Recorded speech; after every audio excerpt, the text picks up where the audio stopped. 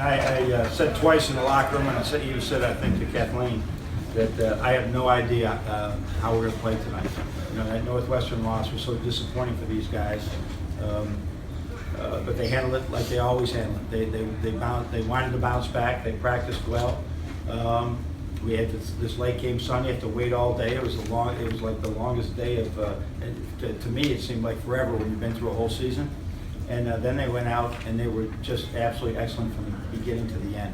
So really proud of these two, Sean, Andrew, Martinello, those 5 seniors that have come to some pretty tough places and got some great road wins. This was a really good one to beat them by the score we did, and get that 3rd one and get that 10th win in the league. Questions for our players, please. Just go ahead, guys. Zach, talk about the start for the game. What were you expecting, and what happened when you guys came out shooting so well? Yeah, Coach, we touched on it already. We just had a bounce back mentality, and we really wanted to come out and have a great start, and we did that, especially on the defensive end.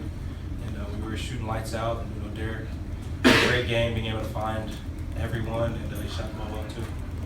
Did you guys know that your game, your matchup, whatever, for Thursday was already set before the game even started today? Yeah, pretty much. As much as we don't say it, I saw it on Twitter. I actually saw it on your Twitter feed, to be honest. I don't think John wants to hear that, but. You're following him? Yeah. Are you following me? Yeah. Okay.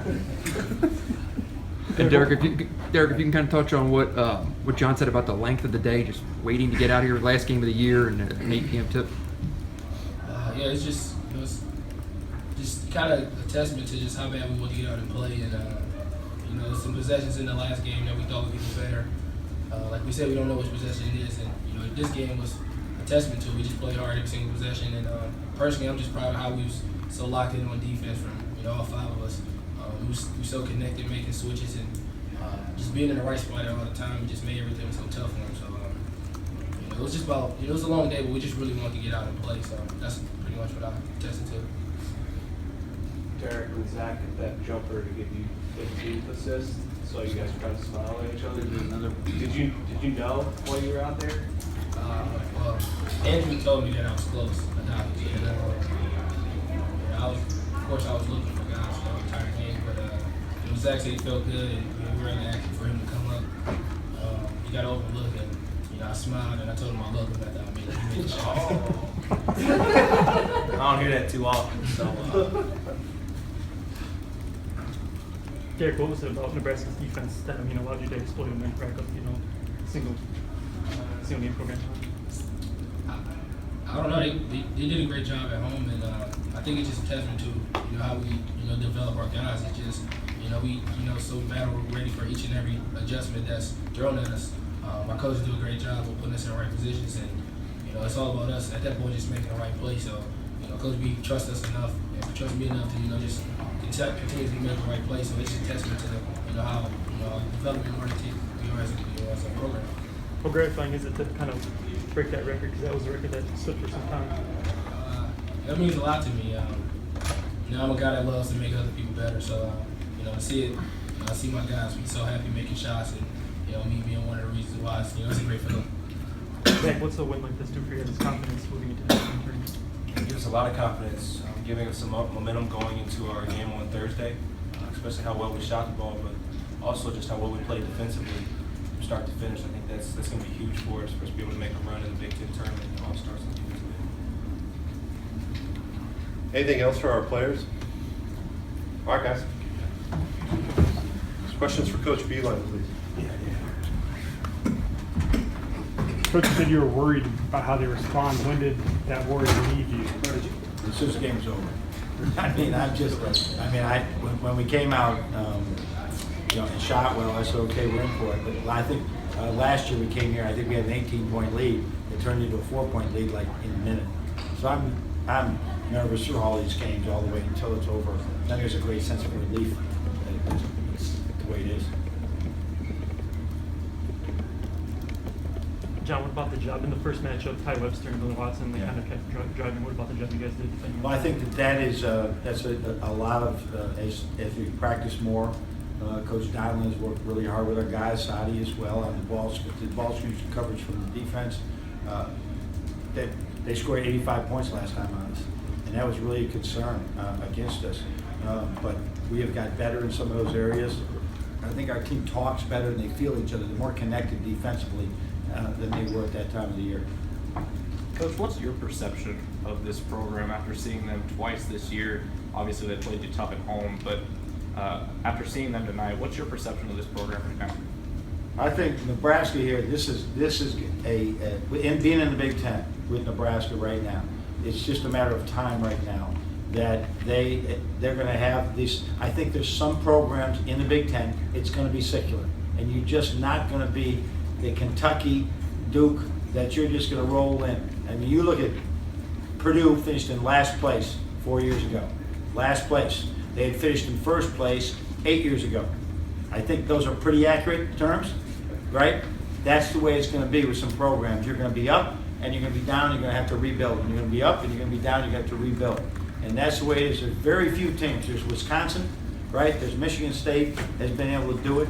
And that's about the only one right now that hasn't had some type of cycle that they went through where all of a sudden they're not in the NCAA tournament or they're not in the top half, but then they'll cycle back through. Everybody's just got to be patient, keep working at it, and it'll end up being good. They got everything they need here, including a great coach. John, you've obviously had a point guard who won National Player of the Year, but Derek's control of the offense right now, how would you describe He that? is reminded, I blew up a play today because I called something in the first half, and he had already called something different, and half guys were listening to the coach and half were listening to him. But that's a good problem to have right now. And that was Trey Burke like out there, the way he just controlled the tempo. It reminded me of a couple of games at Illinois when we won the championship. No, that was the next year. When we won the championship, we're just giving them the ball and say, okay, shorten the game, but make sure we get a good shot at the end. How much is he calling himself right now? How much other stuff is he calling? I think what he's doing right now, which is really good. He's coming over to me and telling us what he wants to run. So that is really good. I mean, if we were huddling up, I think I'd send somebody in for a couple plays every now and then. If it was football, he'd probably call half of them. I'd let him call a lot of them. But right now, he gets it. And we change almost every game because everybody plays this differently. How do you get PJ Wilson going? He's kind of been in a little bit of I mean, I don't worry about getting guys going. We scored 95 points. We scored 90. I'm not worried about getting him going. He just got to go rebound. What he did see was that he had very few less than 3 or 4 rebound games in the first 22 games. I think I said this the other day. Then he's been all 1 or 2 rebounds. So he's just got to go in there and get things going. But his time will come as he continues to develop in different ways. But he made big shots for us today. And then defensively, he's a work in progress that can really become an outstanding defender. You had 7 different players make 3-pointers. That just find out, getting the ball in the right spot, or everyone's having No, we shoot the ball pretty well. If you look at it, we have in the league we had I think 7 or 6 that have made 23s this year.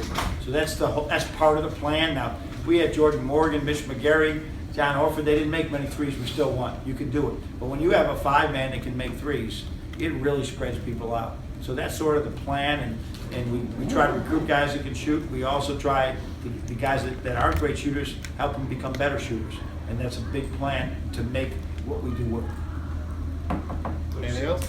You said, I think it was 2 weeks ago, you still don't know if you have a guy who can just get the ball, get a basket. Mm-hmm. I mean, a night. That looked like it tonight, didn't it? A night like tonight, Yeah. do you? Over the last, I don't know when the point was where all of a sudden he's just began doing this. And I think it was part of us relying probably on plays and things like that. And then when people started switching ball screens, and when they're switching, it's not as much of action now as you got to get the right matchup and attack one-on-one.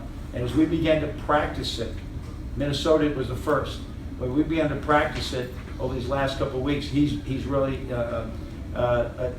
appreciated. I think that the coach staff has our faith in him.